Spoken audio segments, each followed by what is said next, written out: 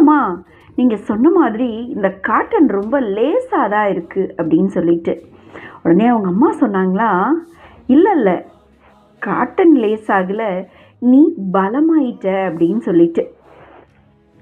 இப்போ அவனுக்கு புரிஞ்சுது, கணக்கு பயம் இல்லை, சமூகவியல்னா பயம் இல்லை, இந்த மாதிரி எதை நினச்சுமே பயப்படாமல் கொஞ்சம் டெவலப் ஆக ஆரம்பித்தான். பேசிக்காகவே அவன் ரொம்ப பயந்த சுவாபம் உள்ளவன். நம்ம தனியாக இருக்கோமே, அம்மாவும் நானும் இருக்கோமே, எப்படி இதெல்லாம் ஃபேஸ் பண்ணுவோம் அப்படின்னு சொல்லிட்டு ரொம்ப குழப்பத்தோடு இருந்த பையனுக்கு இப்போது ஃபஸ்ட்டு அவனுக்கு ஒரு புரிதல் கிடைச்சிது, அடுத்து ஒரு மாற்றம் கிடைச்சிது பாருங்கள். உங்களோட வேலையாக இருக்கலாம், படிப்பாக இருக்கலாம், தொழிலாக இருக்கலாம். இப்போது அர்ஜுன் ஃபீல் பண்ணார் இல்லையா கஷ்டம்னு, அது மாதிரி கூட நீங்கள் நினச்சிட்ருக்கலாம். ஆனால் நீங்கள் அப்படியெல்லாம் ஒரி பண்ணவே தேவையில்லைங்க. பிரச்சனை பஞ்சு மாதிரி தான், பயப்படுறவங்களுக்கு அது கஷ்டமாக தான் இருக்கும்.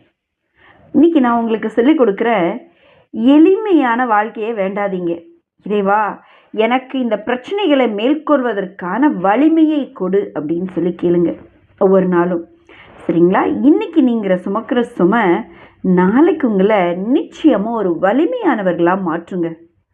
அடுத்த முறை உங்கள் வாழ்க்கை கனமாக இருந்தால் உங்கள் நம்பிக்கையை விட்டுறாதீங்க.